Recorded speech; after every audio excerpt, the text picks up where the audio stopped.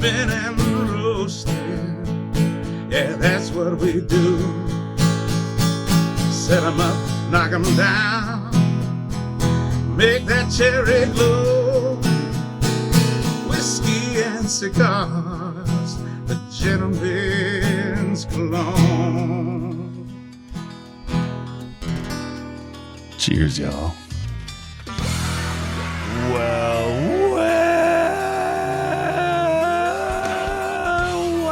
That sounds like a party just about to happen, ladies and gentlemen. I think you are correct. Welcome, ladies and gentlemen, to this fine radio program, podcast, and video extravaganza known internationally as the world-famous Smokin' and Toastin'. It's show number 462. Hello to our radio affiliates and all the ships at sea, and welcome to our program all about craft beer, fine spirits, and hand-rolled cigars. It's the holiday time. We are all in the holiday spirit. We just had our company holiday party, and I'm proud to say Ian did not get fall down drunk. It was a success as far as I did wear the right Speedos. You did, and that was important. We all my Christmas Speedos. We all noted more like that, Grinch you know? Speedos, but yeah, that's Christmassy. Yeah. We are so thrilled to be here. We're going to talk about gift giving a little bit. Not only the best whiskeys for gift giving, we'll talk about that today, but we're also going to talk about what I have selected as my gift that I'm hoping to get from you this holiday season. And now I've already ordered your gift. It hasn't arrived yet, but it should be here in a couple of days. So I'll be able to, present it to you for the Christmas holidays, and I think you'll like it. And I know I will like mine if you're able to follow through and get me what I'm asking for. You just let me know, because I've been wondering what would a guy who has, all those things that he wants, or you're hard to buy for, because man, I'd really like one of these. You usually just buy it, right? I'm not hard to buy for at all. My wife's family struggled with this for a little bit after we first got married, and I finally convinced my wife to tell them, just buy him cigars. And so every Christmas or birthday, we get together the family, and I get little baskets, and it's got a few cigars in them, and I'm just thrilled. And they're all like, "You're now the easiest person to buy for." And I'm like, "I know, it's great." My mother-in-law has figured out... She is such a dear woman. Oh, she's wonderful. She's so dear. It took her a couple of years to figure this out, but now she knows to go into a cigar shop and say, "Do you have anything made by A.J. Fernandez?" And they go, "Oh, yes, ma'am, we have this." And I got Bella Artez from her for my birthday this year. Awesome. It was awesome. It was a beautiful thing. So, Mom, love you. You're great. We got lots to talk about on today's show. We mentioned that we'll be talking about, the best whiskeys for gift giving, and we're excited about that. We'll also be, doing a few things with beers and maybe a little tequila. Our beers on the show today from Sapwood Cellars Brewery in Columbia, Maryland. We'll be tasting their sour red ale called Flemish Gothic, which is a cool name, and I'm really excited. We've had a couple of good sours this year, so I'm hoping this will be Sours aren't as popular this year as they had in the last couple of years. I agree. I do enjoy a good sour. Excuse me. So then from Galveston Brewing Company, not far from us here, down in Galveston, Texas, we'll be trying their Hazy IPA, which is just called Citra Haze, and I'm excited about that. And then from Providence, excuse me, I usually sneeze in threes, so there's probably one more coming. And we have no cough button here or sneeze button. So it's just thank you. It is what it is. From Long Live Beerworks in Providence, Rhode Island, we'll be tasting their 2025 barrel-aged Gatehouse. Gatehouse. And Haus is spelled... Hey, we've had a Gatehouse before, haven't we? Yep, but it was a previous year. This is their Barleywine ale, and Gatehouse is spelled in the classic German way, H-A-U-S. So excited about that. I love barley wines. And then from Jalisco, Mexico, we'll be trying the Primera Mano Tequila Anejo, which is something I think we're going to be excited about. So I'm looking forward to all of it. We'll bring you, of course, our regular segments here on the show, the ones that recur each week. We'll be bringing you the Drunken Fact, and our Drunken Fact teaser headline for today is: "I'm not going to fall for a banana in the tailpipe." Well, that's one of the greatest comedy movie lines ever. I love it. Ever. I'm not going to fall for no banana tailbone. I'm not going to fall from that at the Look, man, I ain't falling for no banana tailbone. And then Drinking News is the segment of the show where we bring you a story from the news that is sometimes, but not always, about drinking, but is always best enjoyed if you've been drinking. We'll get to that in the second hour of the show and our Drinking News teaser headline for this week. Excuse me, sir. What is going on in your pantalones? Hasta lechuga en my pantalones. Yeah, so we'll get there as well. Tell you about some cigars to watch for. I think we may have teased this and didn't talk about it last week, but we will get to the fact that there is a new bill that would raise the tax for cigars in New Jersey to 50%. I mean, seriously. That's outrageous. Seriously, yeah. And if we have a chance to do it, we'll get to the number one, the best craft beer from every state. And I peeked at this list, and we're based in Houston, Texas. I peeked at this list to see what they chose for Texas, to see, is this one of these BS lists, or is it like legit? The Texas choice is so legit. Like, I'm like, oh, this is a good. Now I have faith in this list. This is a good list, so we can talk about all the different states that have beer, because the Texas one, they totally picked correctly. Okay, so I'm nice. I'm excited to share that with you. So I do want to thank our special guest last week. One of I think my absolute all-time favorite guests on the show. Sorry, Alan Denny, not talking about you. This is the chef from Eculent, Chef David Skinner.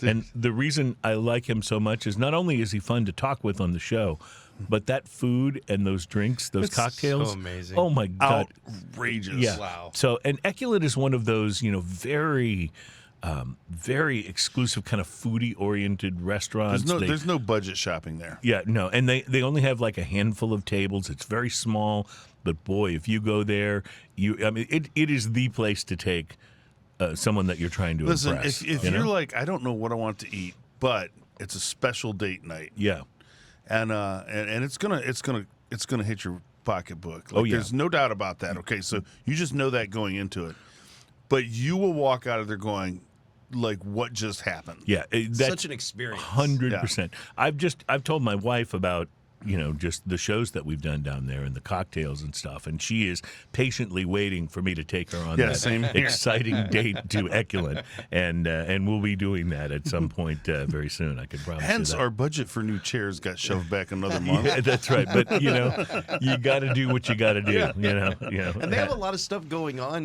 this month. I see in there. Yeah. They always have cool stuff going on, and the food is just outrageous. I still cannot explain to anyone the cotton candy with pork belly in the middle. I've been trying to explain that to people. That just seems like it had me like mystified. Yeah, it just seems like that would be awful, and it's so totally not. Yeah. It's so the opposite of that. Yeah.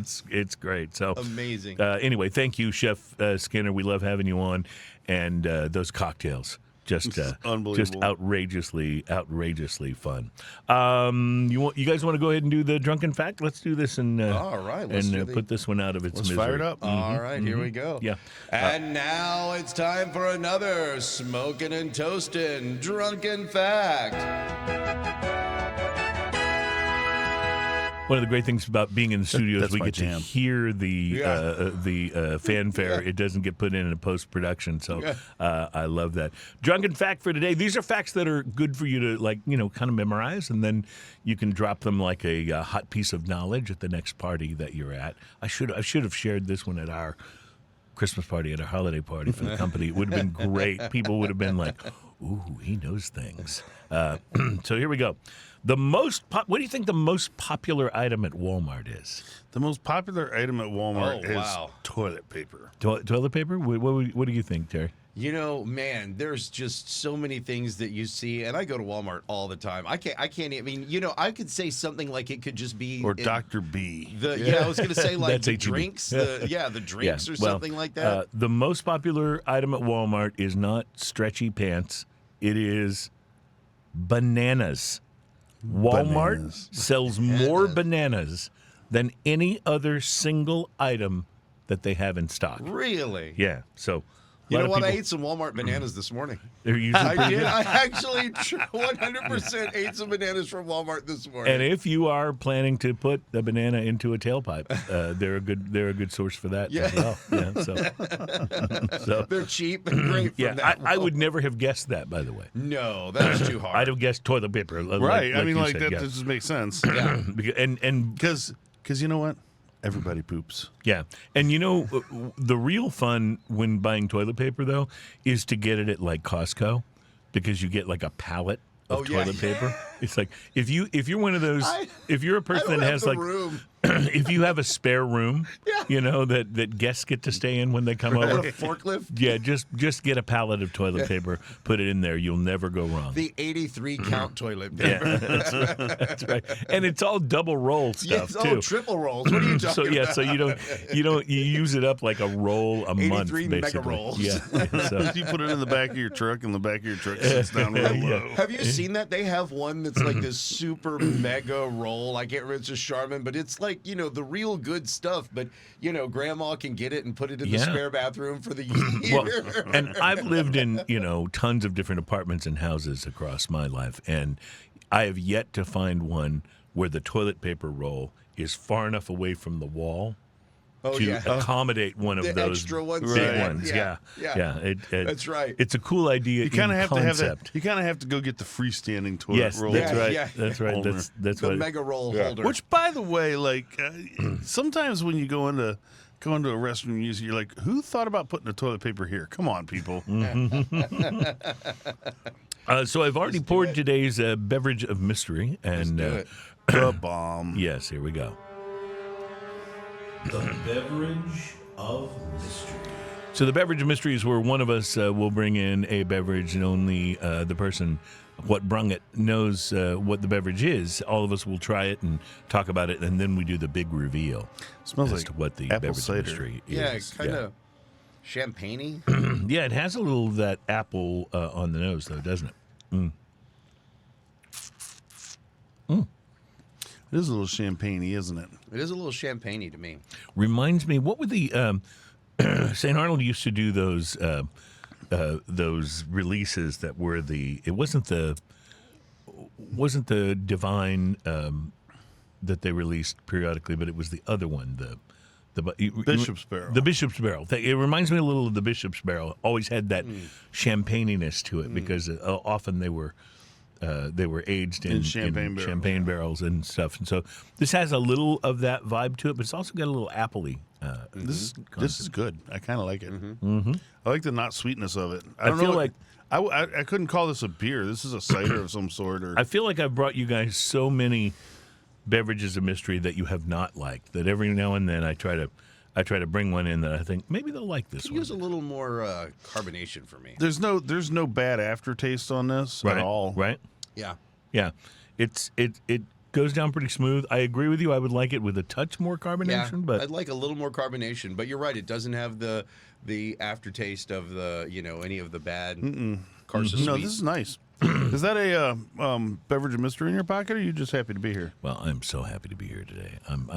I'm feeling, because we did our company party the night before we're taping this show, and so I've got that post-party laziness. Like, I'm glad to be here on the show, but this will be the only thing I accomplish We'll take today. nothing else will get Yeah, accomplished nothing today. else will happen today. I'm just gonna veg, play video games, and just sleep on the couch. But yes, I do have a beverage of mystery in my pocket, and it is Potter's Craft Cider. It's an imperial dry cider, apple cider that is 8.2%. I would buy this again. 8.2%. That's high for a That is- cider. It's not bad, and I didn't realize some of the ciders come like that. They even told me last night at St. Arnold, they're like, "Oh yeah, these are 8-point-something%." And they had some great ciders there Yeah. too. That was very cool. Yep. So Potter's. Fermented and packaged by Potter's Craft Cider, Charlottesville, Virginia. I'm- We're on the radio there, aren't we? I think we are. Yeah. Yes. I think we are. So what up, Charlottesville? Nice to have you guys listening, and we got a cider from your neck of the woods, so that's fun stuff.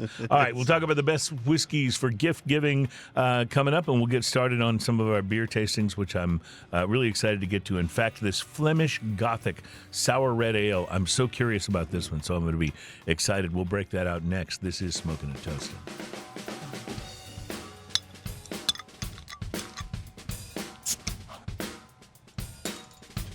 I like it. Welcome back. It's Smoking and Toasting. Our program is all about craft beer, fine spirits, and hand-rolled cigars. As Ian pours the sour red ale. Flemish sour. Flemish Gothic. Is that what the name of it is? Yeah. So we'll get to that in a moment. Let me tell you about the new cigar that's out that could get us fined by the FCC. Philip Wynn is the cigar maker behind the Felipe Gregorio and the Pelo de Oro brands, and is the owner of Felipe Gregorio Cigars. James Bond fans might recall the cigar that he put out in 2012 called Pussy Galore, named after a character from Goldfinger. Now, Wynn is resuming the spy theme with a limited edition box set, also inspired by the 1983 James Bond film Octopussy. The eponymous set includes a humidor, lighter, cutter, all done in carbon fiber, and a new line of Octopussy cigars made in the Dominican Republic. I'm reporting on this less because I'm curious about the cigar and more because I just wanted to say Octopussy on the radio. Yeah, put it in your mouth. Yeah, but it's put it in your mouth and imprinted with the cephalopod, I think is how you say it. That's the Proper scientific proper term for octopus. Yeah.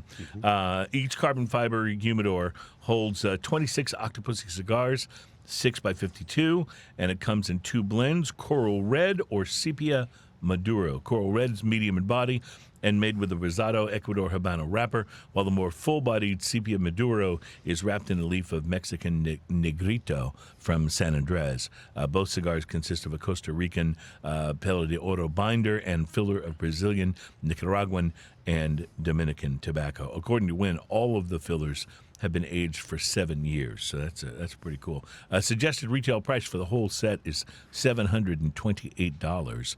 Only 500 boxes of each blend have been produced for a total of 1,000 sets. It was supposed to have come out last year, but manufacturing delays with the box caused a later release date, and so the cigars are even a little more aged. So something. Is this what you wanted for Christmas? No, although I'd be okay with that, but I actually have chosen something else that I'm going to ask you for the holidays. So this smells like sour bubblegum. Well, sour ales are something I'm kind of hot and cold on, to be honest with you. Sometimes I'm really in the mood for them and I like them. Other times I'm like, gosh. See, I kind of like them. Yeah. Some of them, especially if they have the kind of this berry type. There's a few of them that we've had that have been like a pie flavored or something. And this one. So you're spot on about the bubblegum on the nose. This one, the depth of flavor in this is not what you expect in a normal sour. No.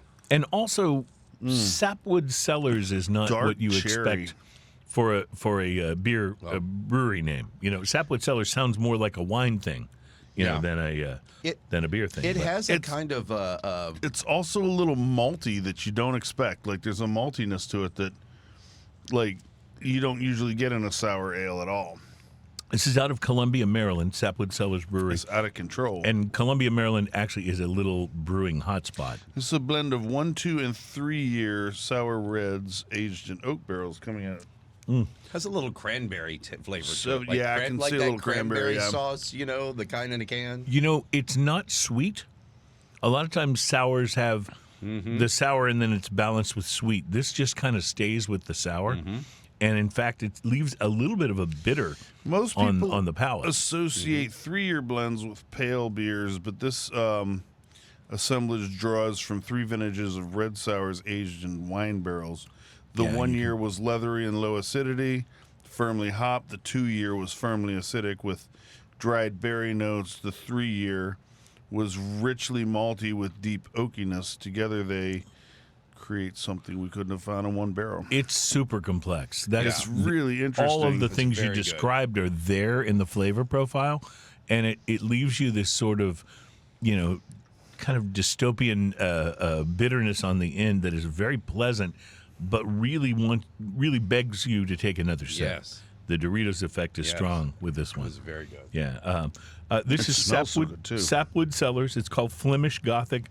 It does come in a bomber barrel, and you should be able to find this a lot of different places. I think this is fairly well distributed, but it's an experience. This is one of those that you open when you've got a friend over, and you want to open it up and sip on it and talk about it. I have a friend named Ralph who loves sour ales. He would wreck this. Yeah. So you're telling me that Ralph would wreck it? He would be Wreck-It Ralph? Yes. Oh, did you do that on purpose, or did Terry just pick up on that because of No, his? it was funny. Yeah, I dug it. So, yeah, Wreck-It Ralph.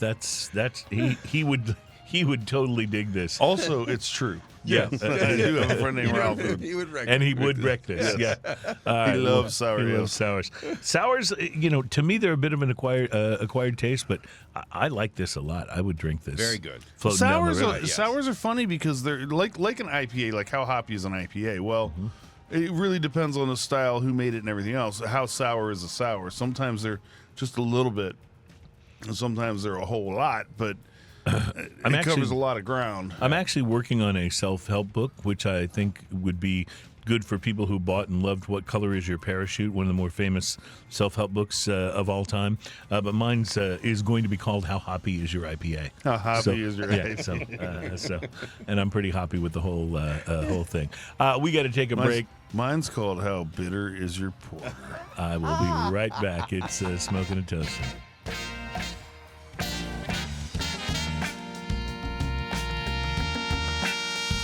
Welcome back. It's Smoking and Toasting. Our program is all about craft beer, fine spirits, and hand-rolled cigars. This is show number 462, and no one has been able to stop us so far. And I remember just saying that made one listener so angry that he posted all these inflammatory comments on our Apple. I think it's the only podcast. review we've ever had. I think it is, yes. but I'm actually happy because instead of having 0 reviews, we have 13, and they're all by this guy saying, things like, we tell the same jokes all the time, and Alan Denny, nobody cares about that review guy. Update. Stuff like that. So, just want to talk a little bit more about this Flemish Gothic because this beer deserves more conversation, and that, to me, is what makes it perfect for opening up when you have a friend over and you want to, not only drink beer but talk about it. It's so incredibly complex. There's so much going on here. Ian, you mentioned that it was a blend of 3 different sours, and every description that you read about each one of them from the bottle, you can taste all of those things in this, and it's just, I don't know, it's I don't know if I've ever had a sour that was this complex. I've had some good ones, and this is not one of those sours that's got lactose in it, and it's sort of like a pastry sour. Not at all. This is more just like have you ever? I think it's interesting for someone to have the acuity to walk in and go, okay, we have all these sours here. I'm going to blend something out of it. Right. And finding some that are because it sounds like they kind of went with a couple extremes. They said the first one was leathery with low acidity and firmly hopped. Mm-hmm. And then the 2-year was very acidic and dried berry notes. And you get that for sure. But you also get the hoppiness, which is kind of interesting. Sometimes in a sour, you don't taste the hops at all. And in this case, they are prominent and right up front. And then the third one had interesting. Well, it says richly malty and a malt was the first thing I cued in on that's different. You don't usually get a malty sour ale. That's a very strange thing. Malt is such a wonderful thing in beer. I absolutely love. It's a 7.4%, so it's about the same. About the same ABV as an IPA, and it's a double just, IPA. Yeah, but it's just really well balanced. That's what amazes me the most. If they combined 3 different sours, instead of canceling each other out, it's all of those flavors, all of those notes are there. They form Voltron. Yes, we have Voltron. We have Voltron in the corner, by the way. We should have a Voltron cam. Yeah. Do we Just have, to see what he's can we doing get, every Can we once get in a while. Voltron on any of the camera shots, Terry? Yeah, there you go. Voltron Yeah, all right, cam. there you go, Voltron cam. I love it. He's just over there going, "Hey, why am I so chilling. far from the beer?" You know, because if we give you too much beer, Voltron, we have no idea what you might transform yourself into. So it might be kind of embarrassing for all of us. So, but no, this is really good. I came across this article. I mentioned this earlier in the show. It basically purports to say to tell us what the best craft beer is in every state. And a lot of times I don't look much at these. I just go, oh, that's something we could talk about on the show, and I'll save it so we can. But in this case, I thought some of these lists are a little bogus. To be honest, we've had some of those that we've. Oh yeah, with all beers that you've never heard of. Right, exactly. So I thought, even in your own state or whatever. I thought, okay, let me just test the validity of this by scrolling down to Texas, which is where we're from, and see what they chose. And when I scrolled all the way down to Texas, and I was expecting some bizarre Texas beer that I'd never heard of, and instead I was rewarded by their Texas choice, and it's one that I agree with pretty wholeheartedly. Their choice for the best beer out of Texas was, in fact, Lone Pint Yellow Rose. Really? IPA. Yeah. Wow. And when I saw Legit. that, I was like, all right, this is a legit list, because Lone Pint Brewery, we've had them on the show before. Their IPA, it was a number of years ago when I had one of those for the first time, and I actually texted you. You called me. I called you were on so the phone. excited about this beer that you called me. Think about that. Of all the beers that we taste and sample, something that was exciting enough to you me don't that bring me flowers anymore, but that day you called me. I called you, yeah, and I did bring you later some Lone Pint Yellow Yes. Rose, which was good. It's a single malt, single hop IPA from Lone Pint Brewery. They have multiple locations, but they are in Magnolia, Texas, and they had a world-class rating on Beer Advocate, and over 160,000 check-ins on Untapped. Yellow Rose is a brew, they say, worth traveling to Texas for. And fortunately for us, I only have to travel downstairs in my building because they have it in the little store downstairs in my building. And so they've been known to sponsor the show for a month at a time, too. Yes, they have. And we end up having quite a bit of Lone Pint. In fact, my bigger brother. My show beer that I'm enjoying right now is the Jabberwocky, which is their Imperial IPA, which I won't tell you that I like this as much as Yellow Rose. Yellow Rose to me is like the perfectly balanced IPA. It's hoppy, but it's not like ridiculous. It just, all the flavors work great. But Jabberwocky is also fun. It's funny because the last time they sponsored the show, they had the little Yellow Rose, the little letter volume, and we didn't get any up at the office. I dropped some off at your house, but for some reason it never made the pilgrimage to the office. See, the thing about the Little Rose is that it's like a lighter version of Yellow Rose. So if you would normally drink maybe like one Yellow Rose and get a certain amount of, like 7%, buzz, it takes a couple of these to achieve that same level. And so I don't remember how many were in the box that you dropped off. I just remember that when I went to bring beers up here that you dropped off, there weren't any of those left. That's what I remember, and that's delicious too. So, That's delicious. yeah. So pick a state, guys, and I'll tell you about the. And this list is from Mashed, by the way, online. That's a good site. They have they have some good things going for So them. I'm curious about a few states. I'm curious about. I'm curious about Louisiana. I'm curious about Pennsylvania. I'm curious about. All right. Virginia and Michigan. I was going to say Michigan. Michigan makes great beer. Yeah. So I have to scroll a little bit to get to these, but HIJK, Kentucky, Kansas, Louisiana. Now, I will admit, this is one I'm not familiar with. They have chosen Flor de Jamaica from the Miel Brewery, and Taproom. Don't know that one at all. They say it's one of the most unique craft beers on the list, and it comes from Miel Brewery and Taproom. It's a kettle sour goza brewed with hibiscus flowers, cinnamon bark, and Himalayan pink sea salt. They say it's a refreshing brew. It's earned the coveted gold at the 2025 Great American Beer Festival in the American Sour Ale category, which means it beat this one, which I don't know like how you could do that, but high praise from industry professionals and a sought-after sour in the South. What else did you say? Michigan? Yeah, I want to hear Michigan. All right, let's see. Michigan, Mortal Bloom from Founders Brewing Company. Now, Mortal Bloom, it says, proves why Founders remains a powerhouse brewery in Michigan. It's a hazy IPA, became one of the top-selling IPAs nationwide within months of its release. Bright tropical notes, capturing everything good, they say, about an IPA. And its growing lineup of variants shows that Founders has not lost its touch when it comes to innovation. So, good stuff. Terry, what state would you like me to check out? I don't know. How about Arizona? Arizona. So I got to scroll all the way back to the top, but that's okay. You guys can like sing a song or something while I get there. Here we go.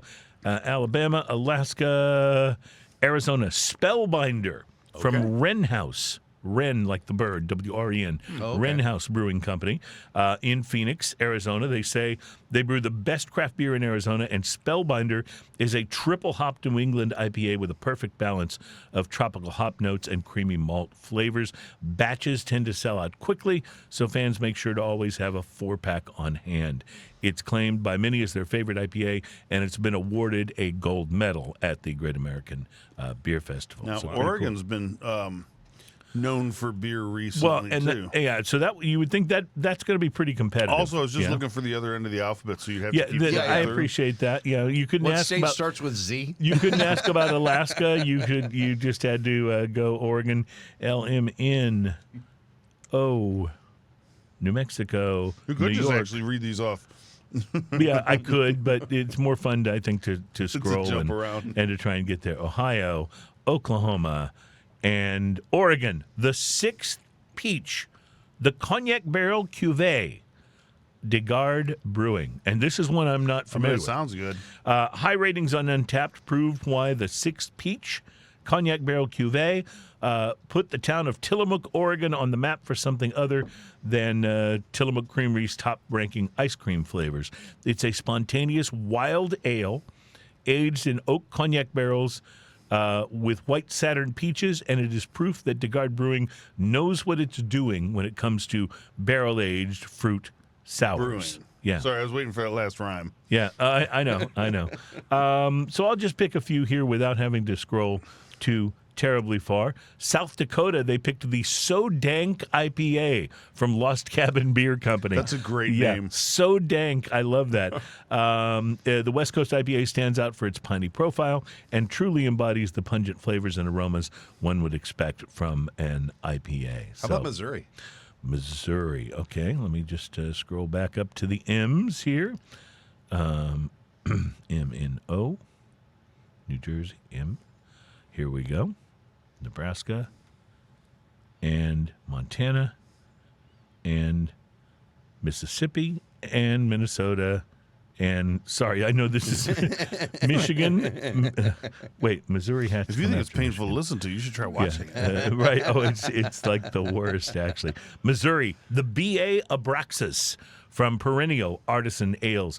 We have had the B.A. Abraxas on the show before. I wondered. And it was wonderful. Yes. You know, St. Louis is there, and it's a big brewing place, for Yeah, it is, and you think of obviously Budweiser and Anheuser-Busch when you think of St. Louis, but one of the things that has happened in the shadow of that huge brewery, and I used to live in St. Louis, but it was before a lot of these were out. But Perennial Artisan Ales is, in my view, the best of the Missouri breweries. They have put the Missouri craft beer scene on the map.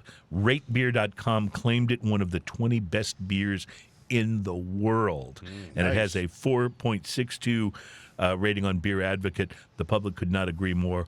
B.A. Abraxas is a barrel-aged imperial stout brewed with ancho chili peppers, cacao nibs, and cinnamon. And I remember having this on the show because I generally do not enjoy beers that have pepper in them, pepper spice but in them. this one was good. I remember us having really that good. conversation because I'm the same way. I'm not a spice-infused drink kind of person. Yeah.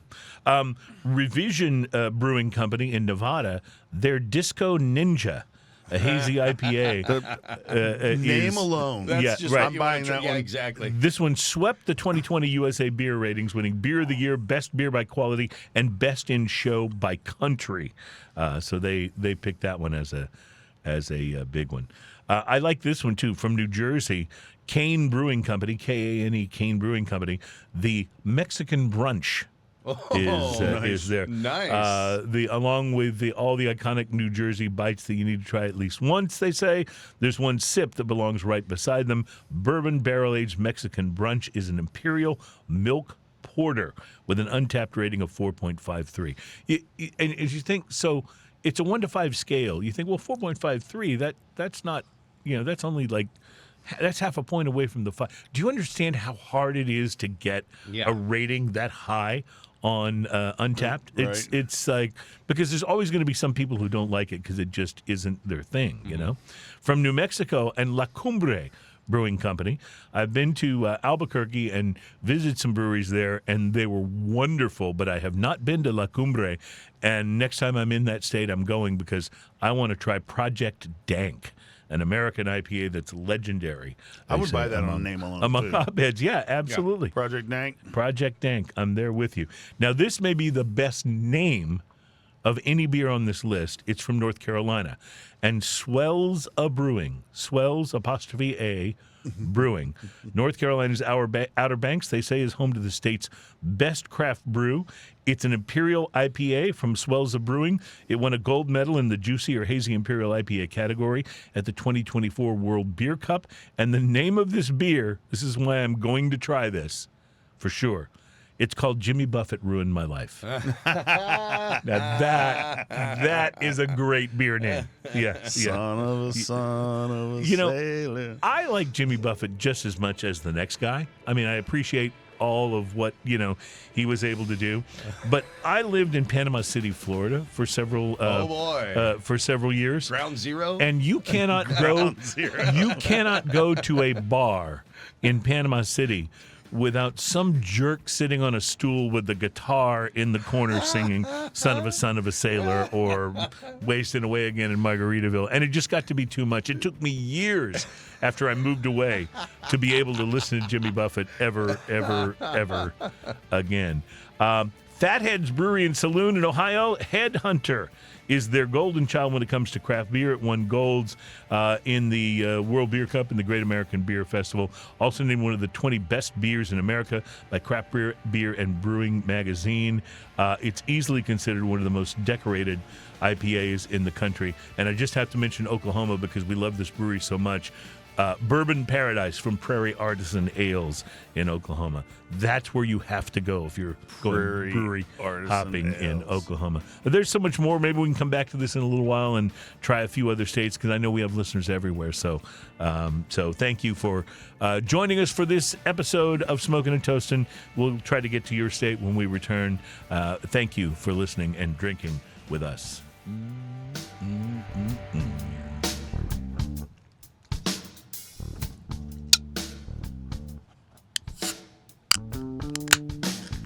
Dramatic engagement.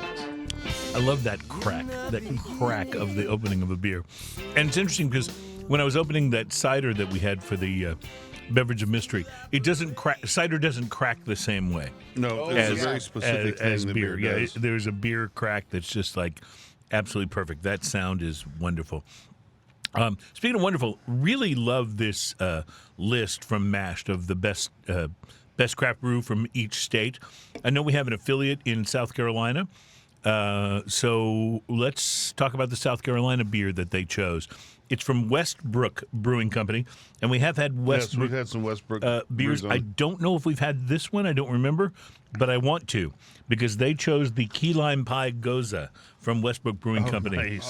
as their big one. From Why do I feel like we tried something like that? I know might we have. tried a key lime pie one. I don't know if it's that one. Here's what it says: Westbrook Brewing Company's Key Lime Pie Goza is a dessert-like twist on the traditional sour wheat beer that's brewed with key lime, sea salt, coriander, vanilla, and cinnamon. It's got over 73,000 ratings on Untapped, and they say it's perfect for a day at the beach and even better for making a boozy fruit salad. And I never thought of doing that with a Goza, but I love that idea. Wow. Yeah, that's just a super idea. Sure, you're probably saving some calories on the dressing. I think we've had this one from Tennessee and Wiseacre Brewing Company, the Tiny Bomb. That looks real familiar. Won a silver medal from the 2025 Great American Beer Festival. It's a literal explosion of flavor that's far from small, despite the name. It's an American Pilsner with 50 pounds of local honey in every batch. Wow. And a refreshing sweetness. Perfect example of a craft brew, they say, that's accessible while still embodying the innovation of Tennessee's craft beer Bees scene. will chase you. Yeah, that's good. Where else should we look at, Terry? Virginia, all right. TUV.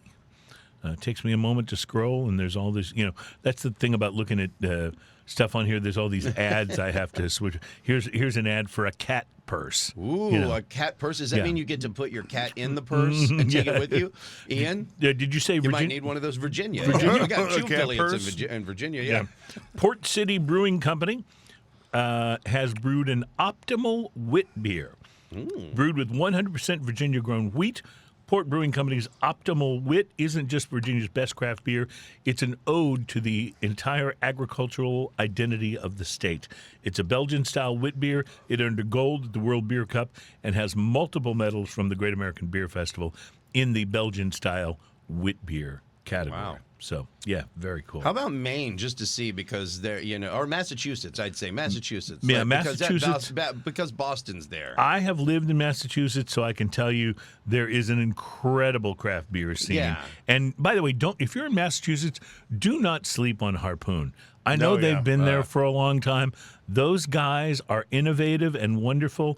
And it was the Harpoon IPA that really ushered me into the whole craft beer scene. At one point I was like, this is the greatest beer ever made. Like that was how I felt about it. So, all right, Minnesota, Missouri, Michigan. Hold on, I'm going the wrong way. My apologies. Here we go, Montana. Wait, what did you say? Massachusetts. Massachusetts. All right, Massachusetts and Maine. Okay. Massachusetts, Treehouse Brewing Company. Their beer called Julius. Their flagship hazy IPA. We've had that. We have, and Julius is like an orange Julius, fantastic. except it's a beer. It has a perfect score on Beer Advocate. Wow. Can you imagine Wow. getting a perfect score? It's got frequent recognition from top industry experts, and crowds, they say, regularly flock to one of Treehouse's 6 New England-based locations to get their hands on a 4-pack. Wow. So that is very cool. Maine. They choose Allagash Brewing Company, but they don't choose one of Allagash's more well-known beers. Instead, they choose Coolship Resurgam. It's a I don't know anything about that, but I know this about Allagash. I'll try anything they make. It's a sour wild ale, gets both its name and its distinctive flavor, and this one comes in a bottle. There's a lot of sours on this From the particular Coolship list. it's supposedly fermented in. Due to their meticulous brewing process, Coolship's Resurgam is produced in small quantities, won a silver medal from the Great American Beer Festival. This beer alone, they say, is worth a trip to Maine. Wow. And I've had some great beers in Maine. Shipyard Brewing Company, those guys have got it going on. Wow. You have not lived until you have tasted some of their beers straight from the tap at the Shipyard Brewery. So, a brewery we are close enough to visit, and I think you may have. Have you been to Galveston Brewing Company? Been there, yes. Yeah, I have not been there, but how is their stuff straight from the tap? Is it... So they make some really, really great brews. And the last time I was there, not the last time, the time before the last that I was there, their tap room was open, but it was very COVID-y. Yeah. And they weren't selling beers. They had to sell food. Oh, right. Right, because Remember of when the, that was happening, yeah, right? because that was a so thing. you would buy, I think, a hot dog or a bag of chips or something, and, and your then they beer would give came you with it. Give you that's like I've told this story before, but like, I remember I had a buddy who invited me to come see a playoff game in Dallas years ago. It was the Dallas Cowboys and I think San Francisco 49ers. And so we got there early. People are tailgating. There's all these beer stands and stuff set up. So I went up and I said, yeah, I'd like to get a beer. He's like, I'm sorry. Texas law doesn't allow me to sell you a beer before noon. I was like, oh, well, by noon I'll be in the stadium. He goes, no, it's okay. He goes, I can sell you a $6 piece of celery. And I'll give you a beer for free. Yeah. I'm like, sold. Give me that celery. And it's the same kind of thing, I guess. Work around it, yes. Yeah. But they don't do that obviously anymore. That was during COVID, right? No, that was during COVID. And then they always have great stuff on tap. Well, and I like quite a few of those beers. I love this Citra Haze. What do you think of it? I don't like it. You don't like it? I don't like it. So what is it? And I'm much more into the IPA thing than you are. What is it about this that you don't like? The aftertaste to me tastes like cardboard. Oh, but that's the most delicious cardboard of all time. There's something about this particular beer that I just don't like, and I'm not going to naysay it and say it's a bad beer. It's just I don't like it. What do you think, Terry? I like it. I see you've drained your cup. Yeah, yes, it's not bad. I think it's good. It is not as sweet. I think it's where you're getting it's not the sweetness. There's just a weird. To me, there's a weird kind of astringent cardboard quality to it. To me, I like think damp it's cardboard. I think it's that quality that says I want more. There is some more in the. And I will take it. By the way. Just wanted to mention while we have just a moment left. Facilitate that for you in our first hour. The Maryland Brewery is Burley Oak Brewing Company that is on this MASH list. And they have chosen as their best beer the J-Ream, or J-R-E-A-M, with periods after each letter, Blueberry Cobbler. They say it's one of the most successful sour ales in the country. And J-Ream stands for sour ale.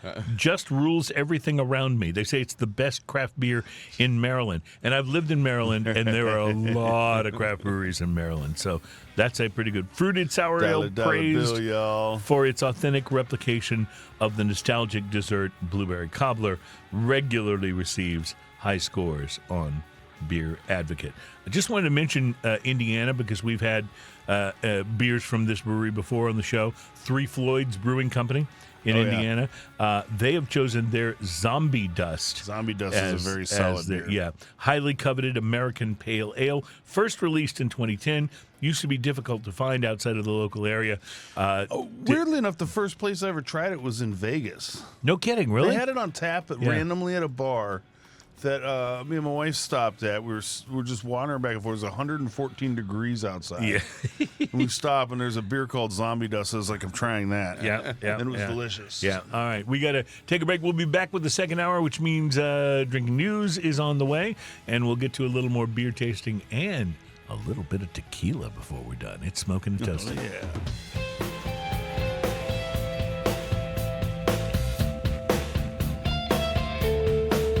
Welcome back, my friends. It's Smoking and Toasting. Our show is all about craft beer, fine spirits, and hand-rolled cigars. Welcome to Hour 2 of the show. Drinking News is just moments away. A few more that I wanted to share from this list of amazing beers and the best beer from each state. Oh, I was waiting for that, and that was worth the wait. By the way, I did want to Connecticut. We'll get to that in a moment. I wanted to share with you Iowa because Toppling Goliath Brewing Company in Iowa. We've had their beers on the show before. They've been fantastic. I don't think we've had this one, and we need to. Their Kentucky Brunch brand stout. They say it's one of the most expensive beers you can buy, but its dessert-like characteristics make it worth every penny. Currently voted as the number one beer on Beer Advocate. Whoa, it's an imperial really? stout they call pure decadence in a bottle. Between its flavor complexity and its highly enjoyable sensory experience, Toppling Goliath Brewing Company's Kentucky Brunch brand stout, they say, is near flawless. Wow. That's the review. And it said, I had to share that because it was just so like so over Perfect. the top. Yeah. I like these ones flavored titled brunch as well. Yeah. Oh, Brunch right. beer. I like these Yeah. brunch, Mexican brunch. Yep. Anytime they describe a beer as brunch, Yeah. that's pretty good. You asked about Connecticut. Counterweight Brewing Company in Connecticut has a beer called Modern Classic. A Modern Classic 3, it says on the can that I'm looking at here. They say passing through Connecticut is not complete without stopping at Counterweight Brewing Company for the latest batch of Modern Classic. It's a series of beer collabs with Modern A Pizza in New Haven. And it is a crushable Pilsner that took home a gold from the Great American Beer Festival. Each version is available on draft and in cans for a limited time following its release. Wow. How about Delaware? Delaware, you guys are going to like totally love this. Dogfish Head's 90-minute IPA. Oh, yeah. Yeah. Okay. Few breweries have a chokehold on an entire state like Dogfish Head has on Delaware, they say in this article, which is why it's one of those breweries that you need to visit at least once. But one beer rules the roost, the 90-minute Imperial IPA. Now, you might think, well, the 120, because they have a 120-minute IPA. No, the 120 minute is a very different animal. It's really good, but I think if I were just picking one to enjoy, I would go with the 90. Yeah, the 120 is a very different animal. That's in a different like class unto itself. The 90 minute, I've said for years on this show, the 90 minute is one of the best IPAs out there. It truly is. It truly is. I thought their pick for Colorado was interesting because there were so many craft breweries in Colorado, but they picked one that you probably very familiar with. From Oscar Blues, the Dale's Pale Ale was their pick for Colorado. Dale's Pale Ale. I love Dale's Pale Ale. I love a lot of their offerings. Yeah, even more. They say this is the beer that changed the game for craft brewing in Colorado. So yeah, kind of cool. Also, when you go to House of Blues and you look at how exorbitant their beer prices are, you can get a Dale's Pale Ale, and it's a 24 ounce. Yeah, for $14. And that's not bad for a 24 ounce of Dale's Pale Ale. Right, in that situation. That's a good deal. 100%. That's a pretty darn good deal. In that situation. And I had to share Alaska with you because we've had so many beers on this show from this brewery. It is, of course, Anchorage Brewing Company. And they say they don't just brew beer, they create pure chaos around the release of this beer.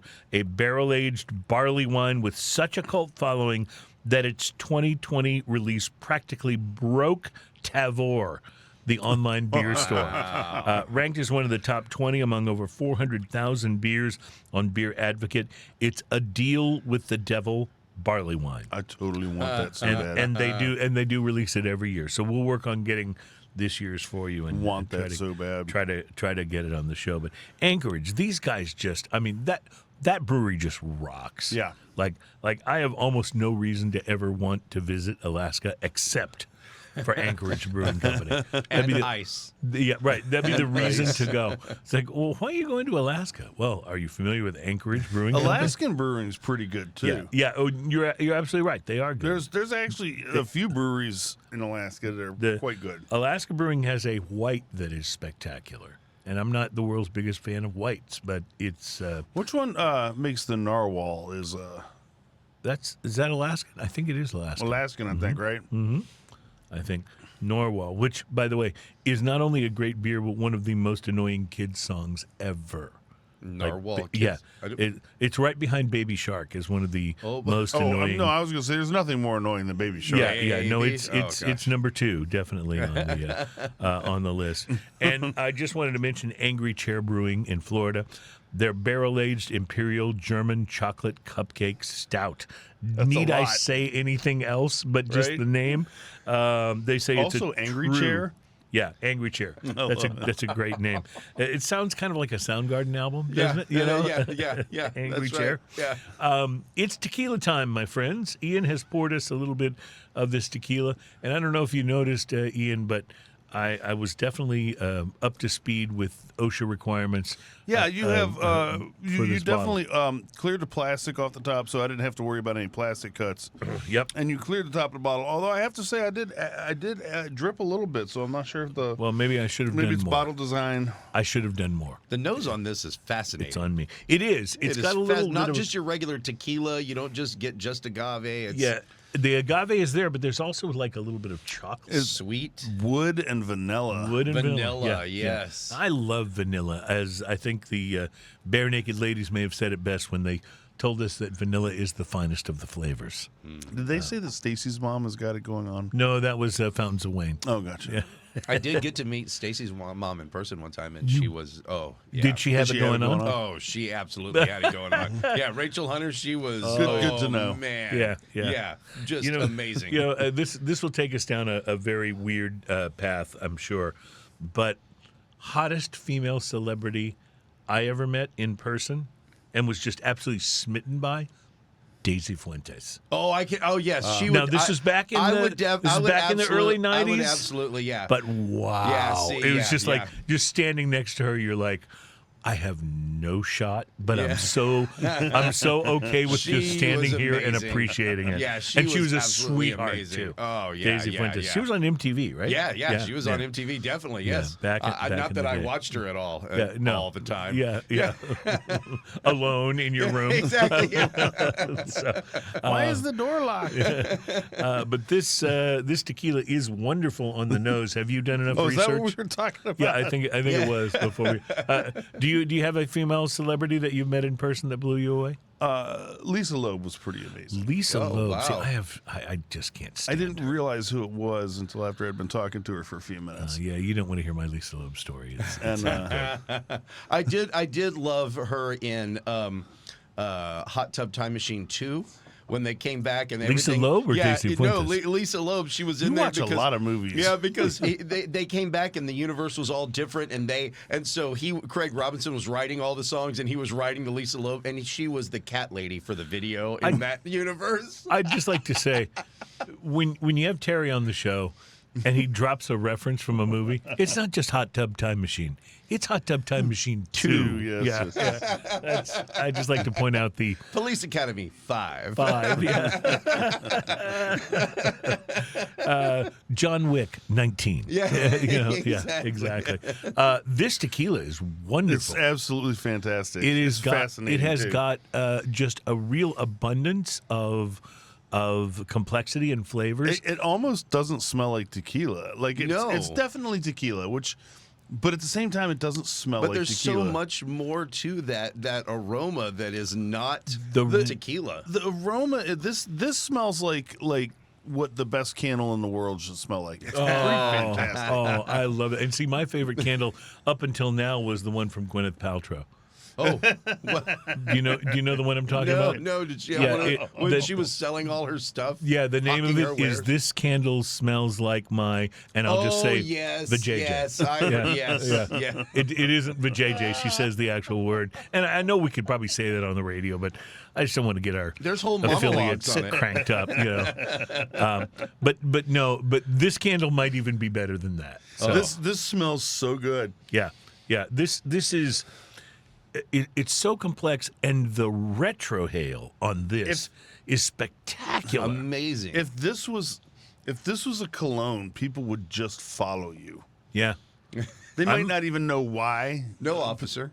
Well, I'm kind of tempted to use it as a cologne, except for that that one reason. Yeah, it's like I mean, the nose on it. Like, we're just talking about the nose. The flavor of it's the flavor's absolutely wonderful. outrageous. And the too. retro. I mentioned this. The retrohale is outrageously good. So it comes up right in the front with this malty and chocolatiness and a kiss of orange peel, orange zest. Mm-hmm. And then as you swallow, you get this warm, woody note, very oaky kind of woody note. And then when it finishes with a kiss of that oak astringency, a little bit of oak bitter. This is the Primera And Mano. vanilla all day long. And I love the vanilla. Primera Mano. vanilla. But Tequila not Anejo. overly sweet vanilla, like slightly chocolatey, No, that's the thing. Very not super sweet vanilla. To me, it has the nose on it does have a sweetness to it, but there's not a sweetness in this. It's not sweet. It's not sweetened. It's just got that vanilla. You're right. It's not sweet. So and it makes The vanilla provides a kind of a sweet vibe without it being sugary. Yes. Yeah. it's not a sugary kind of sweet. No, not at all. It's got a little bit of that agave bite, but the vanilla and the sort of mapleness Sneaking shines around behind it all is some pepper. There's a little bit of spice to it, especially that comes back in the heat. It's really such an interest. This is like one of the more complex tequilas I think we've ever even had on the show. Talk about where did you get it and how much is something like that? Got this one at Specs, and it's been a little while, so I think this is right. I think it was just a little under $50. Wow. This has almost no information on it other than the brand. Right. It's a very sort of bland packaging, in fact. I almost didn't pick it up. It's a little unassuming, except for it has a skeletal hand on it. A skeletal hand. See, that was probably what convinced me in the end. Primera Mano. Yeah. Because when you go tequila, there's tequilas in the shape of a handgun. There's tequilas like the Skelly that come in the little skeleton guy with the sombrero on. Like, there's a lot of gimmicky sort of tequila packaging. This is the least gimmicky tequila packaging ever. This is a straight clear bottle with a gray label. Mm-hmm. Yeah. And it's absolutely It's delicious. wonderful. Really it's great. wonderful. Really 40% ABV, so it's not overproofed in any way, but it is so drinkable. This is, to me, if you've not gone the tequila route because you think, oh, tequila, I've had Jose Cuervo, Gold, I've had Patron, and Patron's great, but this is a whole other animal. Yeah. Yeah, Patron isn't even in this neighborhood. Right. Although their Anejo is not bad. No, I'm not naysaying it. I'm just saying that this is a whole nother level of I'd flavor. like to try their Anejo just because I always end up getting their silver is what everyone always has. Mm-hmm. And that's what this is. And if you're just making margaritas, it's fine. Yeah. But this... this is amazing. This really is. This is one of the better tequillas I think we've had. The more I dig into it, the more things I start picking out too. Yeah? There's almost What a else you dark got? cherry. Yeah, dark cherry. We're like right next to the pit, kind of dark cherryness to it. There's a maybe even a little bit of raisin in there. I mean, seriously. All right, we got to take a break. We will be back only moments away from drinking news now, and there's more to come. It's Smoking and Toasting. almost chewy.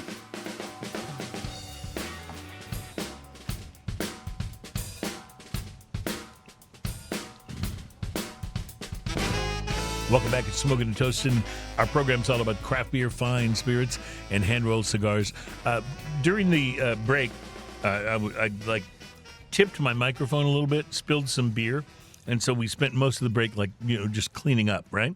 And then when that was over, I went back and had a sip. It had now been several minutes since I'd had another sip of this tequila, and it was like it was even better than I remembered. Like This is truly one of the better tequilas I think we've had fantastic. in quite some time. It's absolutely fantastic. We should actually stop talking about it because then people will go buy it and then it becomes more expensive. I'm getting more on the way home today. That's the way that's going to work. Looks like you're going to need more on the way home. It's very possible.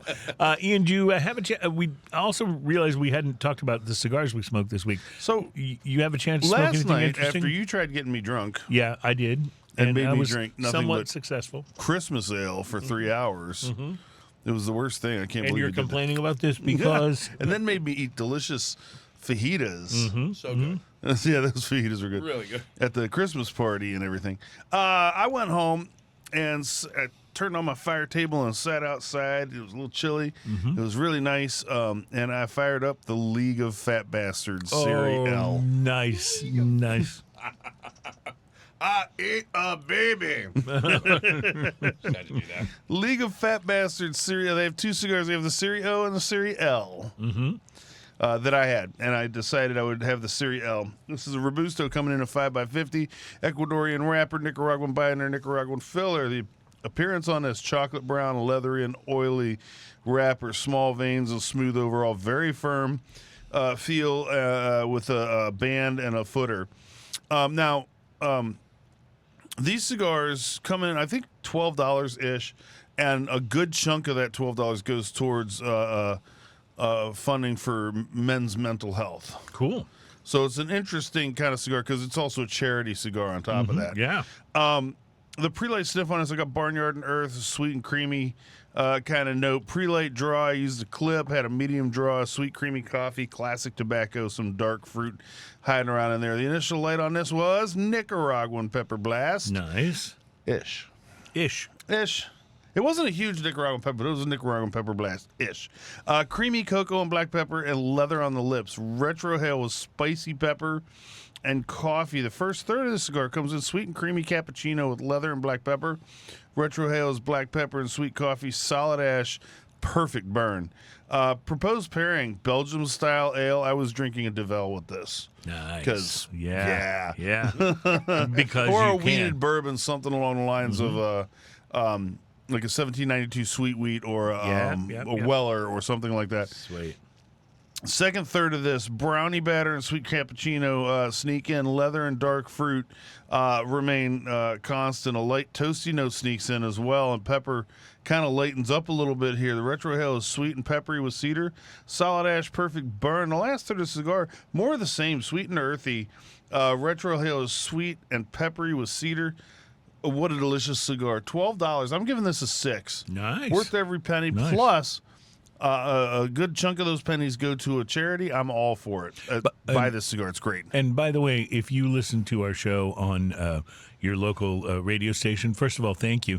And secondly, if we're not here next week, it's probably because on this show, we not only use the phrase octopussy, but the phrase League of Fat Bastards. So that may get us in trouble with, but you know, it's not like we're making this stuff up. You know, this is stuff that exists.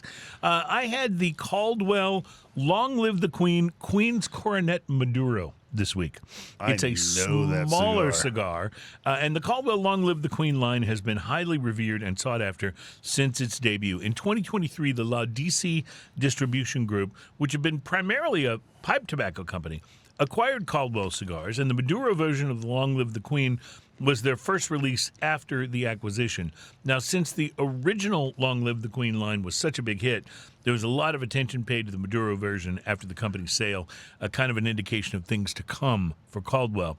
With that as the background, I was pretty excited to try the Maduro version for myself, and here's what I found. It was a nice-looking, smaller cigar, 5x50, maybe a tiny bit rustic, and a milk chocolate color from the wrapper leaf, which is Mexican San Andres, draped over an Indonesian binder and filler tobacco from the Dominican Republic. The pre-light sniff was fairly muted, but once I cut the end of the cigar and tried the cold draw, I got some rich tobacco flavors and a little bit of sweetness, certainly the promise of good things to come. Once I lit up the end, I got a bit of a tobacco blast, even though I don't believe there is any Nicaraguan tobacco in the blend. It wasn't a lot, just enough to be noticeable, and it calmed down quickly to offer a nice blend of toasty white bread, earth, some sweetness, and a hint of pepper. Construction seemed solid, and the burn line looked great. I probably smoke Toro sizes most often, so with a smaller cigar like this, the second third arrives pretty quickly. I get a slight ramping up of Maduro sweetness that had started to show itself in the last part of the first third.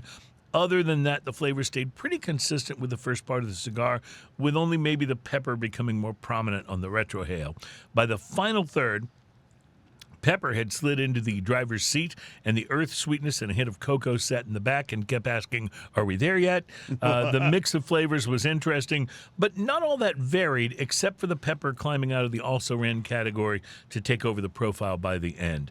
Fortunately for me, I like pepper and appreciate spicier cigars, so I wasn't put off by that, but I will say I didn't find the same level of complexity in the Long Live the Queen, Queen's Coronet Maduro, that I found in a number of the other Caldwell blends, including the original Long Live the Queen.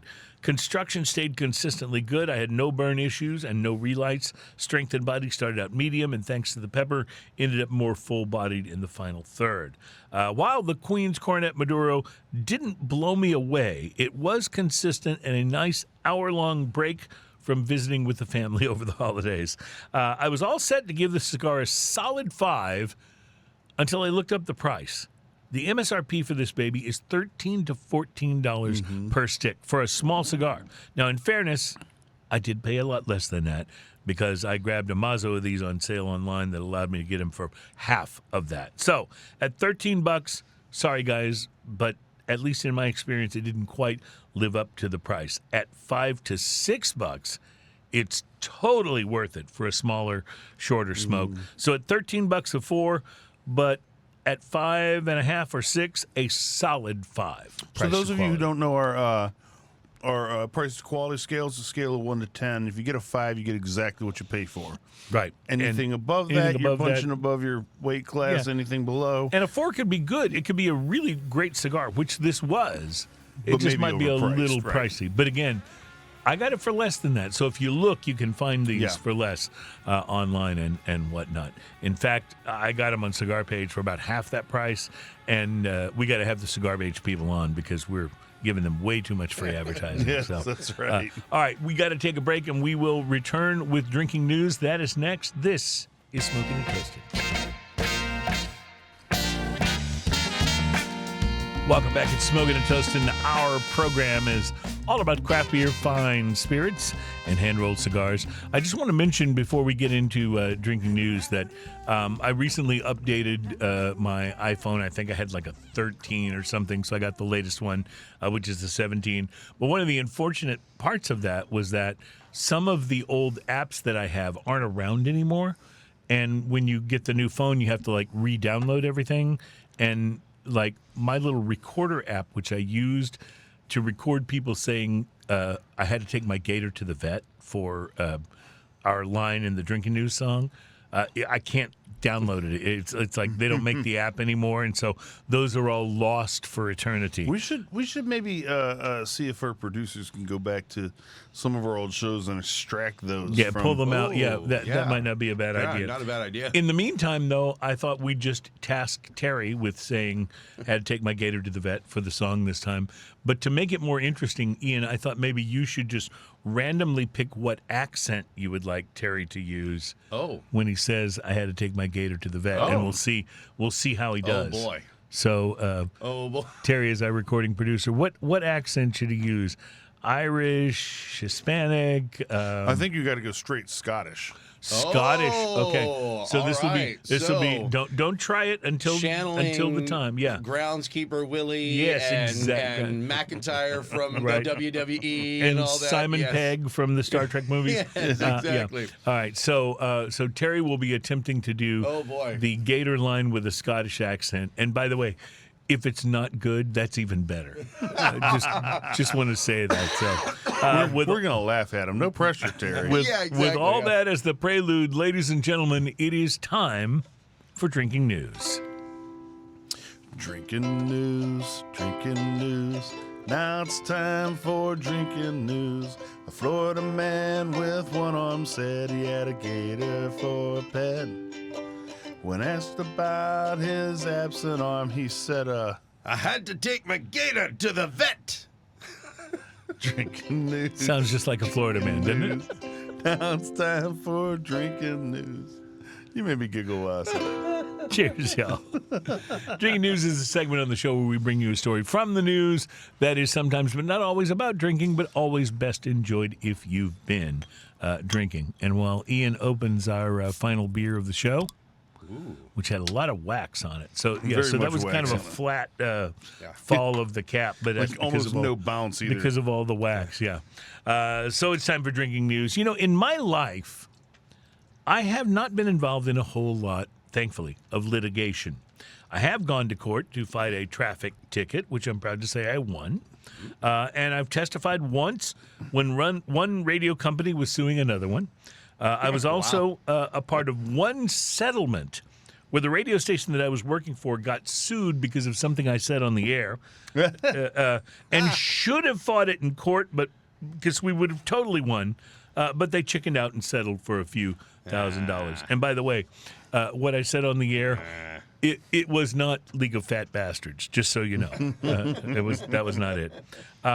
Side note, by the way, if you're on the radio and you want to stay out of court, you might want to refrain from referring to someone as a duty butt. Just doo-doo butt? Yeah, just a. But that's not important right now. The thing that I wanted to mention was that the few times that I've been in the courtroom, things have always been handled in a very businesslike and professional manner. So that's why I was a little surprised to hear about this recent story from a judge in St. Louis. The Honorable Matthew Thornhill of Missouri said he wanted to, and I'm quoting here, add levity at times, end quote, because he thought it would help relax litigants. So, he attempted to accomplish this by playing Elvis Presley music in the courtroom and appearing on the bench in his robe, complete with an Elvis wig and sunglasses. A report says that Judge Thornhill regularly wore the wig around Halloween and would allegedly make random references to Elvis during court proceedings and sometimes offered litigants the option to be sworn in while he played the late King of Rock and Roll's music on his phone. Now, sidebar, if you want me to hear a song, please do not play it on the tiny speakers of your phone. I mean, I'm not saying you need a $300,000 I hate that. It makes me want to kill people like that. I'm not saying you need a $300,000 Harman Kardon sound system with clip speakers, but at least wait till you can pair your device with a freaking Bluetooth speaker, for God's sake. But back to our story.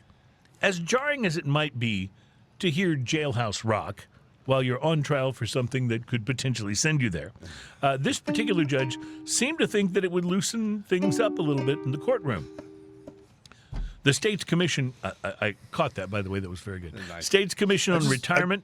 I do want to point out that one of the lines in Jailhouse Rock is number 22 said to number 3, "You're the cutest jailbird I ever did see." Yeah, Elvis was... There's something going on there. Yeah, well, and that's I think it was. And today, it was a peek inside. No, it was a very peek inside the criminal justice system, and I think Elvis is to be lauded for that. The State's Commission on Retirement, Removal, and Discipline, by the way, did not agree that this would loosen things up a little bit in the courtroom. It found that he violated rules of order and decorum while in the courtroom, and Judge Thornhill has now agreed to step down from the bench in a deal that will help him avoid a disciplinary hearing. So it would appear that your opportunity to hear In the Ghetto over tiny cell phone speakers while you await the judge or jury's decision is off the table, at least for now. One of the greatest songs Cartman ever sang, by the way. Yeah.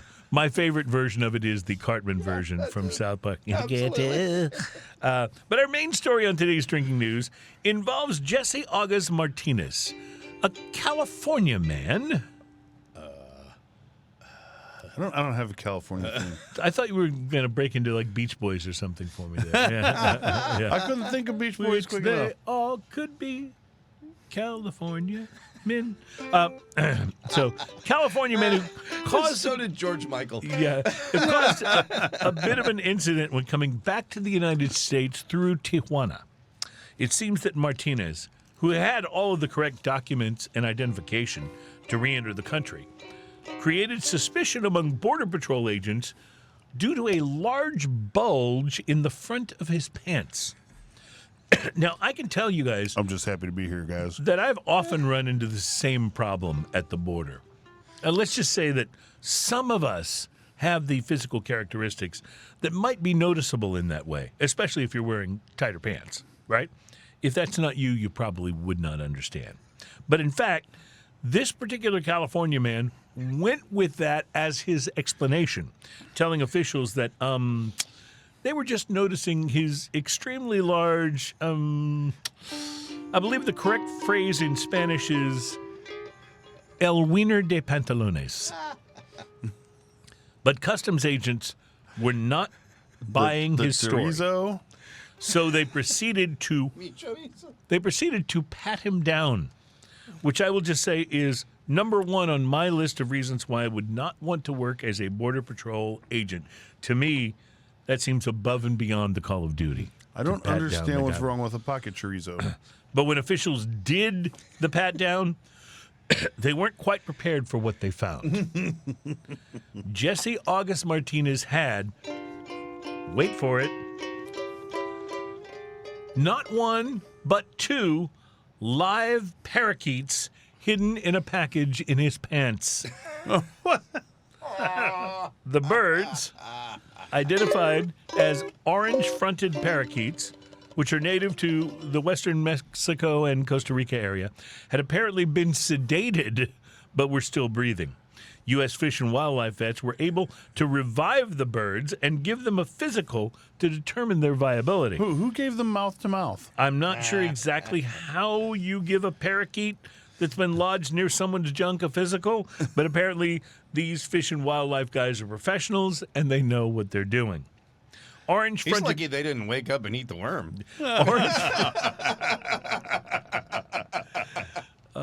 We can just end drinking news right there. I think that could be the orange-fronted parakeets. Thank you. Good night. We love you all. Yeah. I love you all, but I got to go. Orange-fronted parakeets are now on the endangered species list, and they're not allowed in the United States without a quarantine period or a permitting process. Yeah. And no, quarantining them in your pants does not actually count. Please do not feed them nor stuff them in your pants. The California man was taken into custody and charged with violation of import law, and he faces a $250,000 fine and up to 20 years in prison. That's how serious this is. No. Now, unfortunately for TMZ, because they love stories like this. Oh, yeah, I there can is imagine. there is no video of the man's search and arrest. In fact, there isn't even an audio recording of what we're calling the parakeet predicament at the border. So here at Drinking News, we're just left to speculate as to exactly what might have been said and what went down or up during the search. But we've never let a need to speculate stop us before. And in fact, we've imagined a whole list of things that the California man might have said during his pat-down and subsequent arrest. And wouldn't you know it, we have 5 of them, which means it's time for another ill-conceived and wildly speculative Drinking News Top 5 list. This would be the top 5 things Jesse August Martinez might have said to the customs officials who arrested him. Could I get a little detained at the border music, please? Top 5 things Jesse August Martinez might have said to the customs officials at the border. Number 5, look, sir, there are some of us who have both a shower and a grower. Number 4, no, you can't pat me down. The only person who gets to touch me there is my wife. And, well, Diddy. Number 3, my name is Jesse, but the senoritas call me Mr. Tripod. Number 3, please let me go. This has lasted for more than 4 hours, and I need to call my doctor. And the number 1 thing Jesse August Martinez might have said to the Border Patrol officers, number 1, no, officers, those aren't parakeets. It's a species called the ruby-breasted tallywhacker. Reporting live from Tijuana, where the customs agent just asked me if that's a woodpecker in my pants, and I have no idea what to say. My name is Cruz, and that, my friends, is your... Is woodpecker one word or two? And is woodpecker one word or two, and is peckerwood one word or two? Drinking news.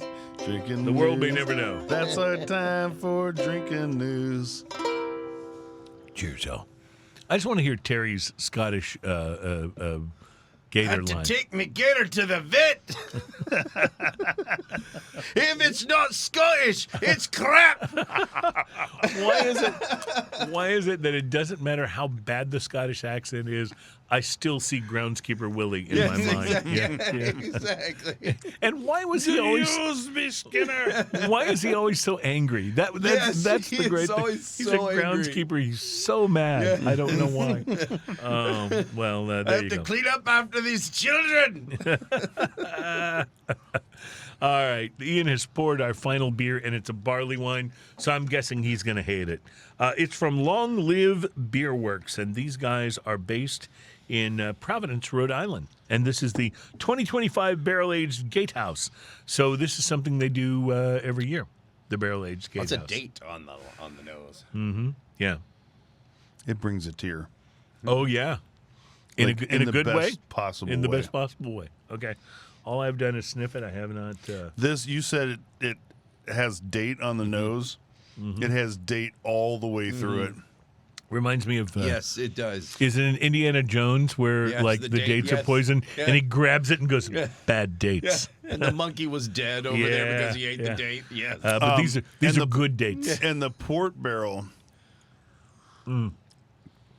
I mean, this is boozy to the nth degree. it's super boozy. It's super sticky. Mm-hmm. There's a chocolate. There's a coffee thing going on there.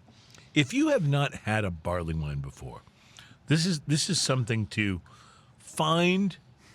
Go ahead and pay, and don't be afraid to spend money on a barley wine, because some of these, I don't remember the exact cost of this, but I'm telling you, it was above $30 for this bottle. So it's something that It's coming in at it's an 13.8, investment.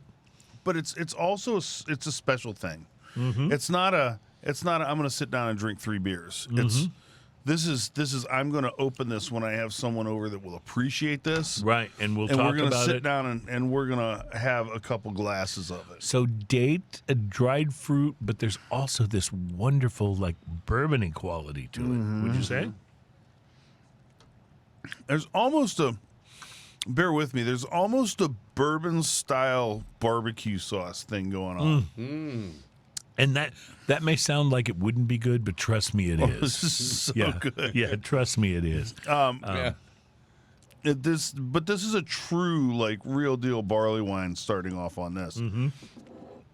They didn't Americanize it and stick a bunch of hops in it where it didn't need to be. It's not been franchised or Americanized. No. I just went back to the tequila, and it's a revelation. We'll talk about it in the next segment. But this barley wine, Gatehouse, the 2025 Gatehouse from Long Live Beerworks, must be discussed even further. Oh my goodness. We can't limit this to one segment. So, yeah, we got to talk more about it next on Smoking and Toasting.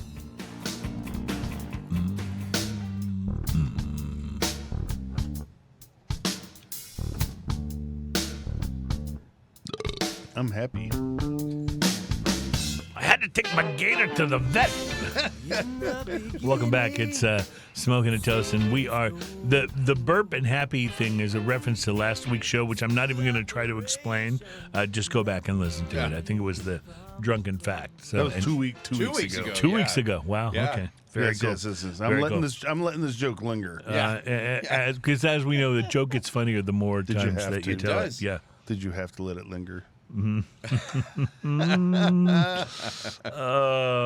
I wanted to have a good comeback to that, but I didn't. I'm just going to let it. You stay can't come back to the cranberries. You can't. You can't. You really can't. It's in your head. So we.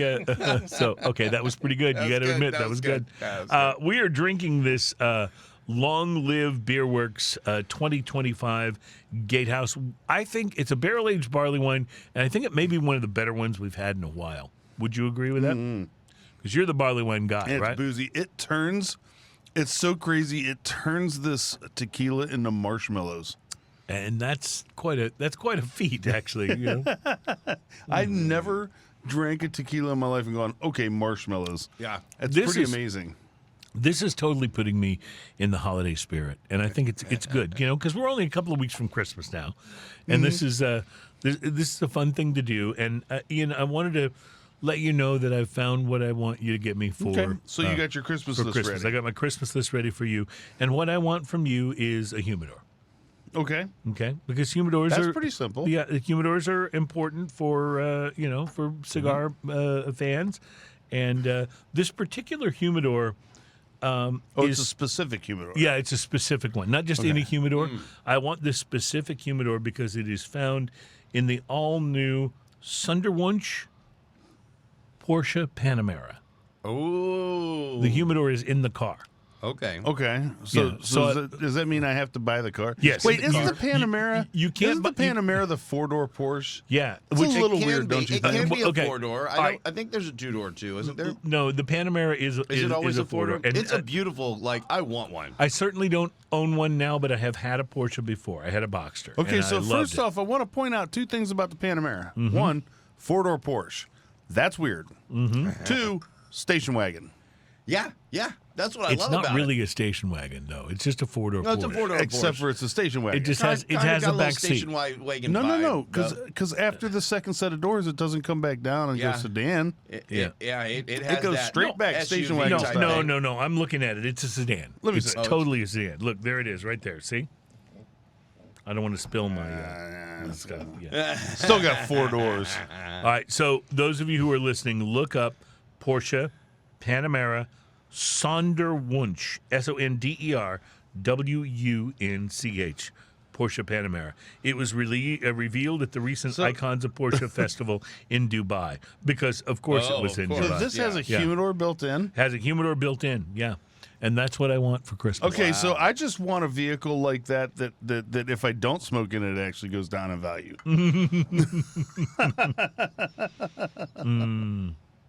Yeah, having had a Porsche before, I don't have one now. I'm much, I'm just much more realistic about my life now. But I've had one before. They're wonderful cars, but I've never had the 4-door, the Panamera. It's kind of a hatchback, not really a station wagon, but somewhere in hatchback between. Yeah. When you say hatchback, that's like a Toyota Camry. Yeah, exactly. My mom's Toyota Corolla from 1988. Exactly. Yeah. Exactly. But no, that's all I want is I want that humidor. Wow. You don't even have to put cigars in it. I'll take care of the cigars. Right. But you got to buy the car to get the humidor. Right. You got to buy the car to get the humidor. So that's what I'm angling for Christmas. Yeah. And remember, just when you think I might not be worth it, let's remember that I'm the guy who brought this barley wine on barley the show. wine. Yeah. You had me a barley wine. Yeah, I know I did, but then you tasted it and it was even better, right? It's pretty delicious. It's pretty outrageous. Do you have like a favorite barley wine that you've ever had? The problem is barley wines are so few and far between now. When you go grab a 6-pack of barley wine for the weekend. Yeah, I mean, like, it's so few and far between now that, I like any barley wine I can get my freaking hands on. Yeah. As long as it's not Americanized with a whole bunch of hops. Hops and also carbonation, the American version. I don't mind if it's carbonated. It's the hop content that drives you crazy. It's like someone came along and stuck their, in the mashed potatoes. Sorry, I have no idea what you just said because I was enjoying the marshmallowy goodness of going back. It's funny because it turns the liquor tequila. Oh my goodness, this is a great tequila anyway. Tequila but and the marshmallows. Yeah, that's such an interesting comparison, and it's absolutely lovely. I need to prove this one more time. Would you pass me the tequila? Sure. Tequila. Yeah. I just want to mention you brought on the show a few weeks back a whiskey that I'm not just saying we enjoyed it on the show, but when you got home there was almost none left in the bottle. we destroyed it. Yeah. That was the Craggamore Distillers Yes, edition. that's what it was. That Craggamore. That was destroyed amazing. that bottle. That was amazing. But this tequila, I think maybe every bit as good as that was. That bottle did not stand a chance. Mm-hmm. That was when we were at Casa and yes, Grego was on the show. Yeah, a couple of weeks back. Yep. What fun that was. I told Grego he's welcome on the show anytime, and then in fact, if he could make it like every week, I would replace the current co-host and have him on the show. So just so you know, Happy Christmas. Be sure to get me that. Humidor I'm looking Merry for. Christmas, you're fired. Or you could get me the humidor I want. He's turned into iHeart. Yeah, that's right. So my favorite iHeart. So wait, I get to keep my job if I buy you the Porsche. That's right. My favorite iHeart. I'm gonna call Grego myself. My favorite iHeart study. We're talking iHeart Radio, the radio company that I still refer to as Clear Channel. Yeah. Because I know they hate it when I do that. Yeah. But my favorite story about those guys is that the same year, and they do this every year around Christmas, they let a whole bunch of people go. They do mass fire, the Christmas massacre. Yeah. They refer to it as. Oh my gosh. They let a whole bunch of people go to try to help. But one of the same years that they did that, they installed in the president of the company's office suite in New York, they installed a mist tunnel where misters sprayed out mist when you walked down the hallway, and projected into the mist was the iHeartRadio logo. That 100%. Over $1 million to install the mist tunnel. That describes and they had them to to fire. a T. They had to fire people in order to be able to afford to do it. Yeah, no, that describes them to a T. I remember when flat screen TVs first became a thing, and they had a flat screen TV that sole thing was to have an arrow on it that said reception this way. Yeah, so the same thing a piece of paper with an arrow could have done on it. So, Ian, I hope you enjoy walking out through the Smoking and Toasting Mist Tunnel after you've been let go for. So, we got anything fun coming up in the next couple of weeks? Well, next week, I believe we have the Perfect Smoke. Oh, yeah, Rod Kurthy from the Perfect Smoke. And this guy makes a line of cigar accessories that I'm pretty excited to talk about. Yeah, they're really awesome. And, of course, we were introduced to him from the Perfect Smoke smoker tool, which you can use to open up your cigar if you've got, like, kind of too tight of a draw. And it's the best I've ever used for that purpose. So excited about talking to him and having him on the show to talk about their smoking accessories. And we're just so excited to be, this is the 462nd episode of the show. So thank you to both of you who have kept listening throughout the whole We're going to have to think history. about doing something kind of special for number 500, I think we should. I think we should maybe have some Barleywine and some tequila. And oh, wait, we did that for this show. It wasn't even number 500. Maybe we could talk to the company about flying us out to the Bahamas. Oh, I like that idea. Yeah, it'll never happen, but I like the idea. Folks, have a wonderful week. Happy holidays to all of you. We will see you next week for a special holiday edition of the show. And thank you. Cheers. Cheers, y'all.